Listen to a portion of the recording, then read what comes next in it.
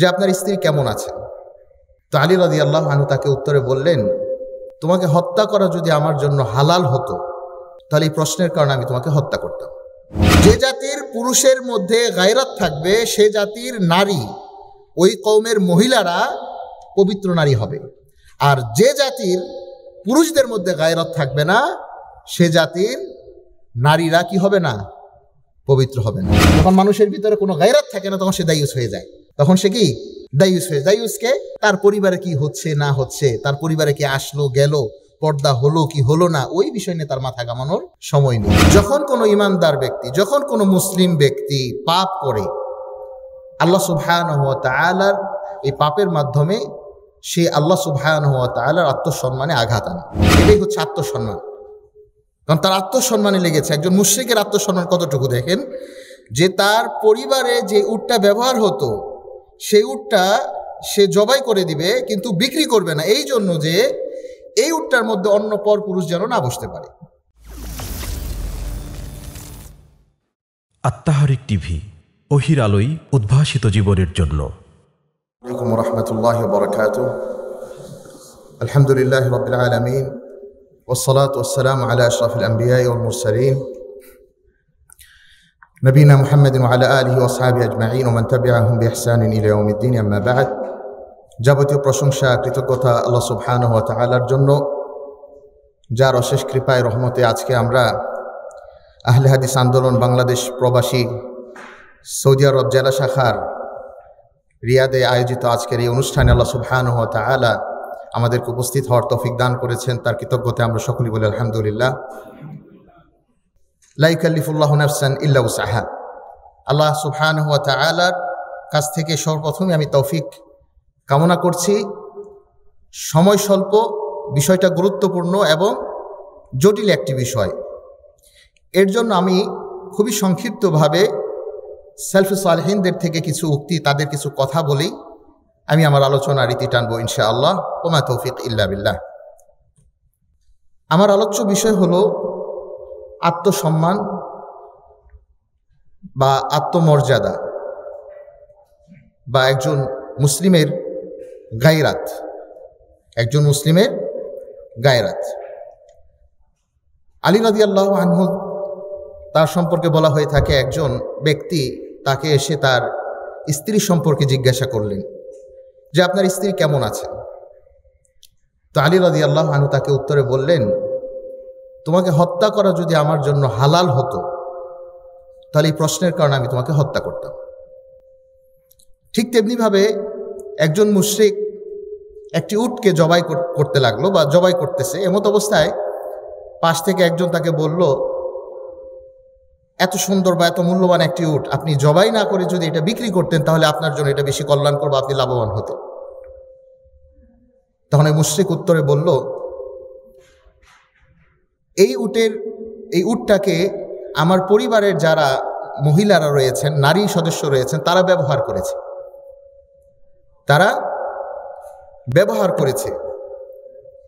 তো এই উটটি আমি চাই না বিক্রি করে, এমন পরিস্থিতির শিকার নিজেকে করতে চাচ্ছি না যে এই উটটা আমি বিক্রি করে দিব, অন্য মানুষ, অন্য পুরুষ এই উটটাকে ব্যবহার করবে, যেই উটটা আমার পরিবারের নারী সদস্যরা ব্যবহার করেছে।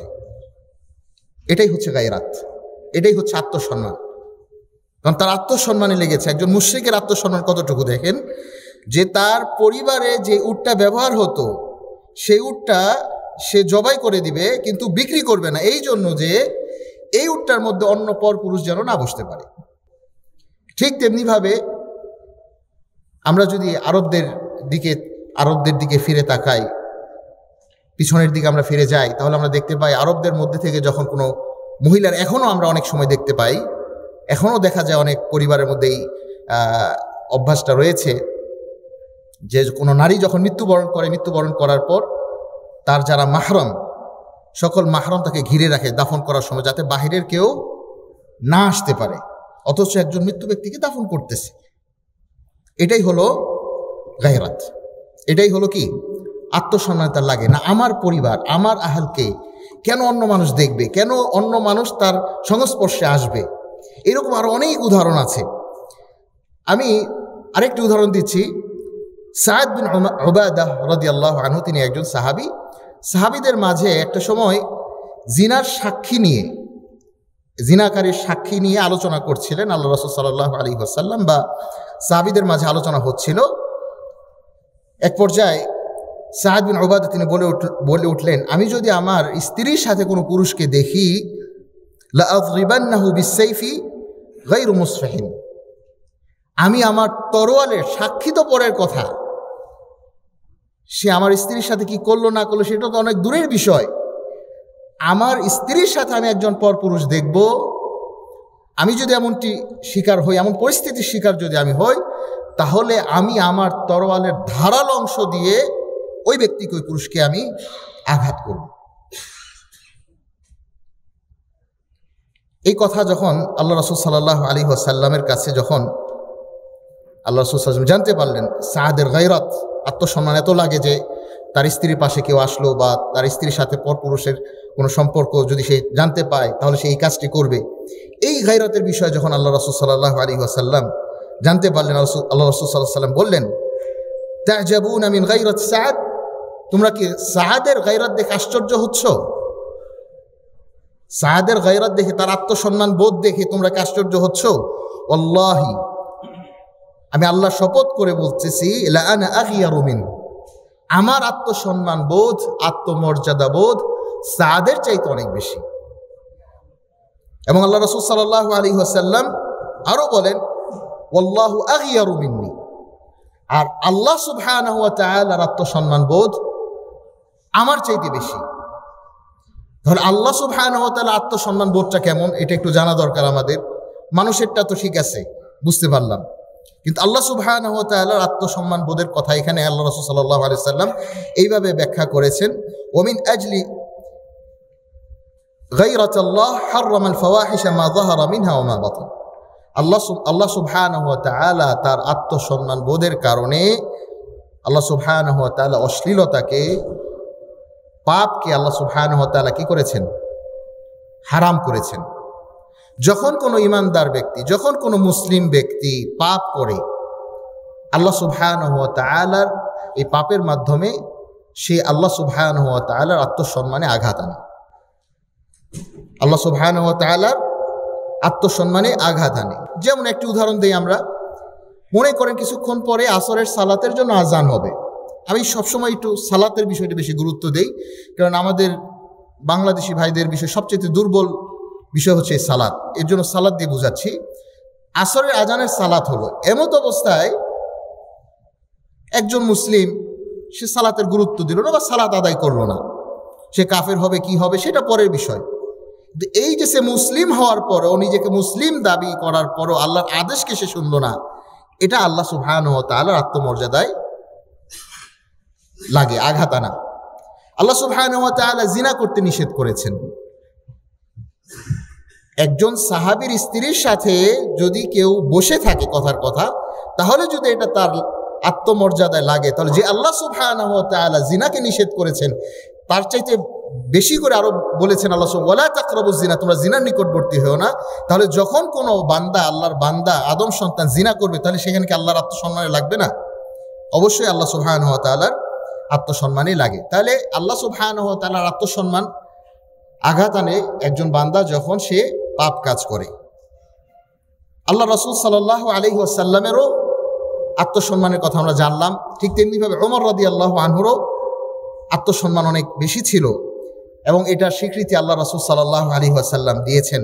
খুব সুন্দর একটি ঘটনা। আল্লাহ রাসূল সাল্লাল্লাহু আলাইহি ওয়াসাল্লাম বলেন, দাখালতুল জান্নাতা ফারাআইতু ইমরাআতান তাতাওয়াদ্দাউ ইলা জানিবি কসর, আমি জান্নাতে, স্বপ্নের মাঝে জান্নাত দেখলাম, জান্নাতে একটা কসর, একটা প্রাসাদ দেখলাম, যে প্রাসাদের সামনে একজন নারী ওযু করতেছে। ফাকুলতু লিমান হাদা, ওই নারীকে আল্লাহ রাসূল সাল্লাল্লাহু আলাইহি ওয়াসাল্লাম জিজ্ঞাসা করলেন যে এই প্রাসাদটা কার, এই প্রাসাদটা কার, জান্নাতে এই প্রাসাদটা কার?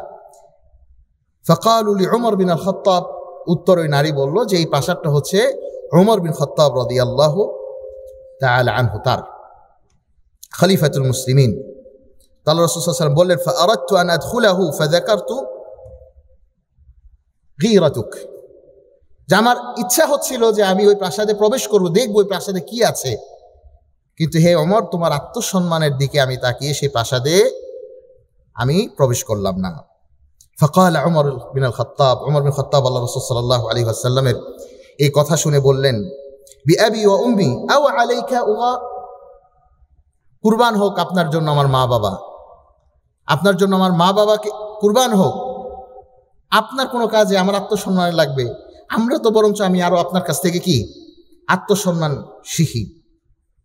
ঠিক তেমনিভাবে ইমাম ইবনুল কাইয়িম রাহিমাহুল্লাহ তিনি খুব সুন্দর একটা আত্মসম্মান বোধটা কেন প্রয়োজন, কেন দরকার, এটা বোঝার জন্য ইমাম ইবনুল কাইয়িম রাহিমাহুল্লাহর এই কথাটা বুঝতে পারলে আমাদের জন্য অনেক সহজ হয়েছে। তিনি বলেন, ইন্না আসলাদ-দীনি আল-গায়রা, ইন্না আসলাদ-দীনি আল-গায়রা ওয়া মান লা গায়রাতা লাহু লা দীনা লাহ। দ্বীনের মূল ভিত্তি হচ্ছে গায়রাত, আত্মসম্মান বোধ। আর যার গায়রাত নাই তার ভিতরে দ্বীন নেই। আর এই গায়রাতটা, আত্মসম্মান বোধটা তৈরি হয় ঈমান থেকে। যার ঈমান যত মজবুত, যার ঈমান যত বেশি, তার আত্মসম্মান বোধ তত বেশি। আর অহংকার তৈরি হয় নিফাক থেকে, মুনাফিকাত থেকে। আর এটা হচ্ছে কাফেরদের বৈশিষ্ট্য। এটা কাদের বৈশিষ্ট্য? কাফেরদের বৈশিষ্ট্য। ওইটা আমার যেহেতু বিষয় ওদিকে যাচ্ছে না, তাহলে একজন ইমানদারের বৈশিষ্ট্য হচ্ছে তার ভিতরে গায়রাত থাকবে। কেমন? কথার কথা আজান হলো, আমি একটু দেরি হয়ে গেল, আমি তাকবীরে তাহরিমটা মিস হয়ে গেল, আহা আমি একজন মুসলিম, আল্লাহর আমাকে ডাকছে না সালাতের জন্য, আমার দেরি কেন হয়ে গেল, এই তার আত্মসম্মান বোধে লাগতেছে। যখন সে কোনো পাপ কাজ করতে যাবে, কিভাবে আমি পাপ কাজটা করি, এটা আল্লাহ আমাকে নিষেধ করেছেন, এই যে তার আত্মসম্মান বোধ কাজ করছে, তার লাগছে ভিতরে। যখন কেউ খারাপ কিছু দেখতেছে, কথার কথা বেহায়াপনা, উলঙ্ঘনাপনা দেখতেছে, কোনো বেপরদা নারী দেখতেছে, সে দেখা মাত্র আফসোস করতেছে, তার আত্মসম্মান, আহা একজন মুসলিম নারী এটা কিভাবে হতো, আল্লাহ তাকে হেদায়েত করুক, সে তার জন্য কি করতেছে, তার আত্মসম্মান বোধে লাগতেছে। আর এই গায়রাত হচ্ছে দুই প্রকার। গায়রাত হচ্ছে কয় প্রকার? গায়রাত হচ্ছে দুই প্রকার। ইন্না মিনাল গায়রাতি মা ইউহিব্বুহুল্লাহ ওয়া মিনহা মা ইউবগিদুহু। এক প্রকার গায়রাত হচ্ছে যেটা আল্লাহ পছন্দ করেন, আরেকটা হচ্ছে যেটা আল্লাহ অপছন্দ করেন। গায়রাত দুই প্রকার, পছন্দনীয় যেটা আল্লাহ পছন্দ করেন, অপছন্দনীয় যেটা আল্লাহ অপছন্দ করেন। পছন্দনীয় গায়রাতের একটি উদাহরণ দেই। মনে করেন কেউ আল্লাহ রাসূল সাল্লাল্লাহু আলাইহি ওয়াসাল্লামকে নিয়ে কটূক্তি করলেন, বা ইসলামের কোনো বিষয়কে নিয়ে কটূক্তি করলেন, তখন আপনার ভিতরে একটা রাগ কাজ করবে, আমি যদি ওকে পেতাম আমি ওকে শাস্তি দিতাম, এত বড় সাহস আমার নবীকে নিয়ে সে কটূক্তি করেছে। এইরকম যে একটা অনুভূতি কাজ করা, এটা হচ্ছে একটা গায়রাত। আর এই গায়রাতটা আল্লাহ সুবহানাহু ওয়া তাআলা কি করেন? এই গায়রাতটা পছন্দ করেন। এই গায়রাতটা আল্লাহ সুবহানাহু ওয়া তাআলা পছন্দ করেন। আর অপছন্দনীয় গায়রাত হচ্ছে, কথার কথা মনে করেন যে আপনার বাবা আরেকটি বিয়ে করবে। আমরা জানি যে ইসলামের মধ্যে একজন পুরুষের জন্য একের অধিক বিয়ে করার অনুমতি রয়েছে। সে তার চরিত্র ঠিক রাখার জন্য, নিজের হেফাজতের জন্য সে দ্বিতীয় বিয়ে করবে। এমত অবস্থায় এটা আপনার আত্মসম্মান বোধে লাগতেছে যে সমাজের মানুষ কি বলবে, সমাজ আমাকে কোন চোখে দেখবে যে এর বাবা দুই বিয়ে করেছে, বা আপনার স্ত্রী যে না আমার স্বামী দ্বিতীয় বিয়ে করেছে, সমাজ আমাকে কি বলবে। আপনার আত্মসম্মান বোধে লাগতেছে। এই যে আত্মসম্মান বোধে এটা লাগতেছে আপনার, এটা হচ্ছে অপছন্দনীয় গায়রাত, যেটা আল্লাহ সুবহানাহু ওয়া তাআলা অপছন্দ করেন। এর জন্য কোনো ঈমানদার নরনারীর আল্লাহ সুবহানাহু ওয়া তাআলার আদেশকে অপছন্দ করার কোনো সুযোগ নেই। ঠিক তেমনিভাবে বর্তমান সমাজে আমরা যদি লক্ষ্য করি, বর্তমান সমাজের কথা বাদ দিই, সমাজ অনেক বিশাল বিষয়। আমরা যদি আমাদের এখানে যারা উপস্থিত আছি, আমরা যদি আমাদের গায়রাত নিয়ে প্রশ্ন করি আমাদেরকে, আপনারা সবাই একটু নিজের বিবেককে প্রশ্ন করেন, দেখেন তো আপনার পরিবারের মধ্যে পর্দা আছে কিনা। যদি আপনার উত্তর আসে না, খাস পর্দা নেই, তার মানে আপনার গায়রাতের অভাব আছে, তার মানে আপনার গায়রাতের অভাব আছে। আপনার পরিবারে অবশ্যই, আমাদের পরিবারের সন্তান আছে, ছেলে আছে, মেয়ে আছে। দেখেন তো আপনার আমার সন্তান তারা ইসলামের পথে চলছে কিনা, তারা ঠিকমতো সালাত আদায় করছে কিনা। যদি না করে তাহলে আপনার আমার ভিতরে গায়রাতের অভাব আছে। আপনার আমার ভিতরে গায়রাতের কি আছে? অভাব আছে। এই গায়রাতটাকে আমরা তখনই বৃদ্ধি করতে পারবো যখন আমরা আল্লাহ সুবহানাহু ওয়া তাআলার মহত্ব, আল্লাহ সুবহানাহু ওয়া তাআলার বরত্ব সম্পর্কে, আল্লাহ সুবহানাহু ওয়া তাআলার উলুহিয়াত সম্পর্কে, রুবুবিয়াত সম্পর্কে যখন আমরা জানবো, তখন আমাদের পক্ষে এই গায়রাতটাকে বৃদ্ধি করা আমাদের জন্য কি হয়ে যাবে? সহজ হয়ে যাবে। যখন আমি আল্লাহকে চিনতে পারবো, তখন কোনো পাপ করতে গেলে আমার অন্তর আমাকে কাঁপবে। যখন আমি আল্লাহ সুবহানাহু ওয়া তাআলার শাস্তিকে বুঝতে পারবো, বোঝার চেষ্টা করবো যে আল্লাহ সুবহানাহু ওয়া তাআলা আমি যদি এই কাজটা করি কি শাস্তি দিতে পারে, এই চিন্তা যখন আমার মাথার ভিতরে কাজ করবে, তখন সেখান থেকে বের হয়ে আসার বা নিজেকে রক্ষা করার গায়রাত অনুভূতি আমাদের ভিতরে কি করবে? কাজ করবে। বর্তমান সমাজে যদি আমরা লক্ষ্য করি আমাদের বিশেষ করে আহলে হাদিস যারা অনুসারী, বেশিরভাগ লোক শতকরা 100 জনের ভিতরে 100 জনের মধ্যে শতকরা বলা যেতে পারে 60% বা তারও বেশি বলা যেতে পারে, আমরা সবাই ঠিক আছে আহলে হাদিস, কিন্তু আমাদের পরিবারের মধ্যে সেই বিষয়গুলো নাই। হয় আমার স্ত্রীর ভিতরে নাই, হয় আমার সন্তানের ভিতরে নাই, অথবা আমার স্ত্রী সন্তান তারাও 5 ওয়াক্ত সালাত আদায় করতেছে, পর্দা ঠিকই করতেছে বাইরের লোকের সাথে, কিন্তু নন মাহরামের সাথে, যারা আত্মীয় স্বজনদের মধ্যে যাদের সাথে পর্দা আবশ্যক, তাদের সাথে সে পর্দা করতেছে না। কিন্তু আমি অনেক গর্বের সাথে বলতেছি যে না, আমি একজন আহলে হাদিস, আমি আহলুল হাদিস, কোরআন সুন্নাহর অনুসারী। আমাদের ভিতরে কি? গায়রাতের অভাব। আমাদের ভিতরে গায়রাতের অভাব। যেমনটা আল্লাহ রাসূল সাল্লাল্লাহু আলাইহি ওয়াসাল্লাম বলেছেন, ওই যে দাইয়ুস, যখন মানুষের ভিতরে কোনো গায়রাত থাকে না, তখন সে দাইয়ুস হয়ে যায়। তখন সে কি? দাইয়ুস হয়ে। দাইয়ুসকে তার পরিবারে কি হচ্ছে না হচ্ছে, তার পরিবারে কি আসলো গেল, পর্দা হলো কি হলো না, ওই বিষয় নিয়ে তার মাথা ঘামানোর সময় নেই। তার মানে তার গায়রাত শেষ,